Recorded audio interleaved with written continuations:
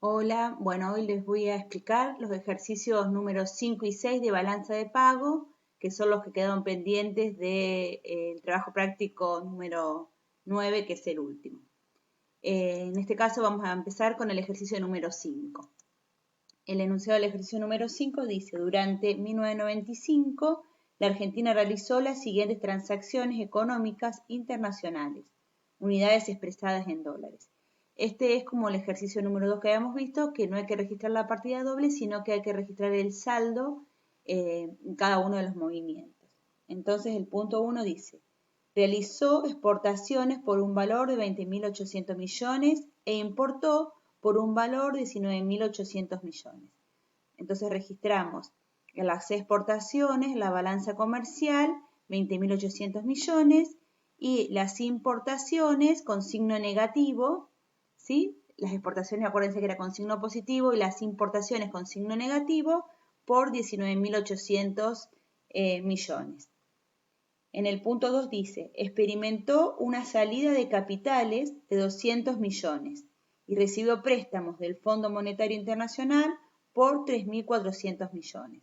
Entonces, la salida de capitales, acuérdense que la balanza de cuenta financiera lo que recoge es la diferencia entre las entradas de capital y del resto del mundo y las salidas, ¿no?, de capital. Las entradas de capital son producidas cuando se realiza una venta de activos internos a residentes extranjeros. Y las salidas de capitales, como es el movimiento del punto 2, es cuando un residente nacional compra un activo financiero en el extranjero. Lo que llamamos activos financieros son los que son bonos, obligaciones emitidas por el Estado y por las empresas, los pagarés y letras de cambio e instrumentos de endeudamiento. Acuérdense que cuando un inversor adquiere un activo financiero de renta fija, está comprando una parte de la deuda del emisor. Y en este caso para nosotros sería estos 200 millones sería un aumento de activo. Y en la cuenta, la balanza de cuenta financiera, acuérdense de capital, acuérdense que se registra el aumento de activo con signo negativo. Por eso los 200 millones los registramos en el sector privado, porque el residente es el sector privado, con signo negativo.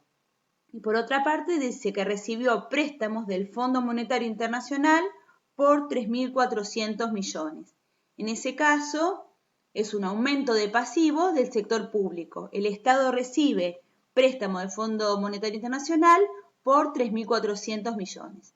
Como en este caso es un aumento de pasivo, lo registro con signo positivo en el sector público. En el punto 3 dice: pagó intereses por 5.300 millones y se cobraron por el mismo concepto 3.200 millones. Entonces, los 5.300 millones son intereses ganados, los registro con signo positivo en la balanza de rentas de la inversión, y los 5.300 millones son intereses pagados, por eso los registramos con signo negativo en la balanza de rentas de inversión, y son intereses pagados, por eso va con signo negativo. En el punto 4 dice: el balance de servicios reales fue deficitario en 200 millones. Entonces fíjense que en el punto 4 el balance acá no hace operaciones, sino que nos dice que la balanza servicios tuvo un signo negativo de 200 millones. Lo estamos redondeando acá, ¿no? Entonces lo registramos la balanza de servicios. En el punto 5 dice que se pagaron, amortizaron préstamos al Fondo Monetario por un valor de 500 millones. Entonces lo registramos como es una disminución de pasivos, se pagó un pasivo que se le debía al Fondo Monetario, el residente es el Estado, por eso lo registramos en el sector público con signo negativo porque es una disminución de pasivo, ¿sí? Son 500 millones. En el punto 6 dice que el país perdió activos de reservas por 100 millones. La variación de las reservas fue negativa por 100 millones. Acuérdense que siempre lo registramos con signo contrario. Si es una variación de reservas con signo, una caída de reservas, una disminución de reservas, lo registramos con signo positivo. ¿Sí? Una salida de reservas, una salida de dólares. Si es una entrada de divisas, lo registramos con signo negativo. Y en el punto 7 dice que se remitieron utilidades al exterior por 1.500 millones. Las utilidades son, como es una salida de dinero, lo registramos con signo negativo y son transferencias unilaterales, lo que son utilidades pagadas. Son 1.500 millones, con signo negativo porque es una salida de divisas. Bueno, ahí lo que hicimos fue registrar cada una de las operaciones y lo que vamos a responder ahora son los puntos A, B, C y D que siguen a continuación. Y el primer punto dice calcular el resultado del balance comercial, de la cuenta corriente y del balance de pagos de nuestro país para 1995. Explicar en cada caso si se trata de déficit o de superávit. Entonces, fíjense lo que hacemos acá.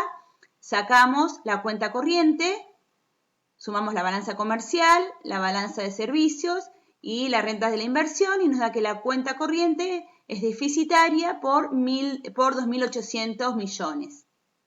A su vez después sumamos la cuenta de capital y financiera y nos da menos 200 millones del sector privado no financiero y signo positivo de 2.900 millones del sector público.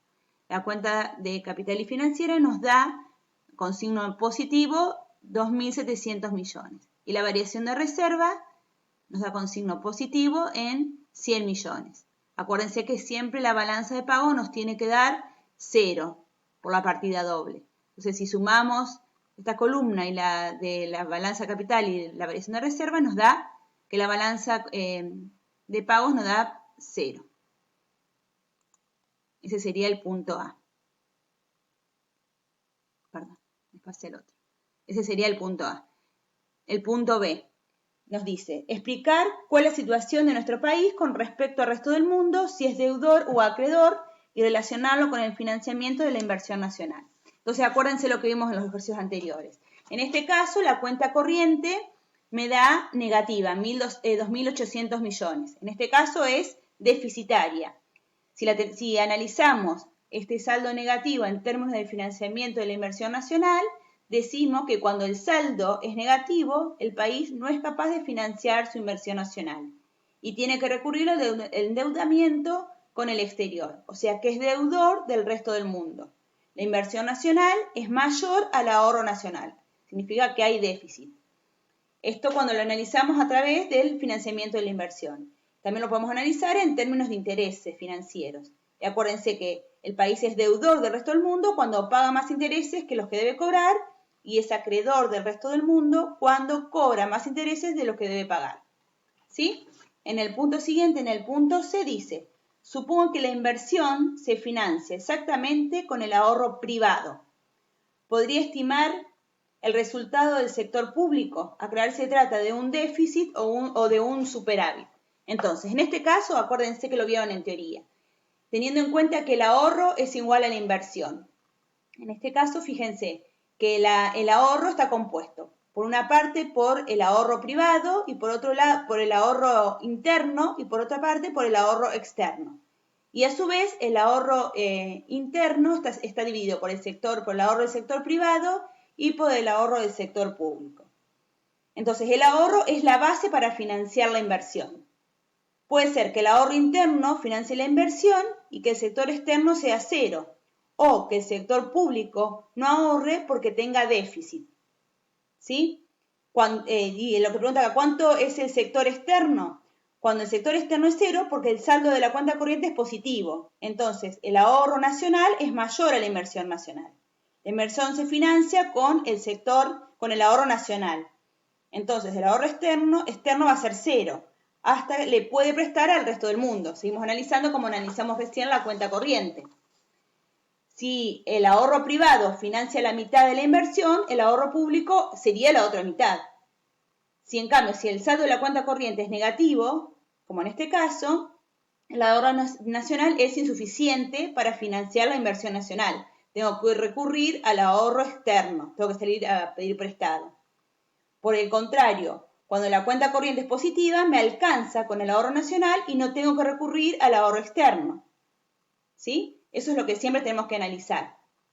Y después en el punto D, lo que dice es, si en 1994 existe un stock de activos de reservas de 15 millones, se puede estimar dicho stock para 1995. Entonces, en este caso teníamos, en el punto anterior, que la variación de reservas era de 100 millones, en este caso negativa. Entonces teníamos un stock que viene del periodo anterior, de 1994, positivo de 15.000 millones. Y en este caso le restamos los 100.000 de este año, del año 1995, y podemos estimar que nos queda un stock de 14.900. Bueno, les explico en otro videíto entonces, porque no voy a llegar con el tiempo, el ejercicio número 6.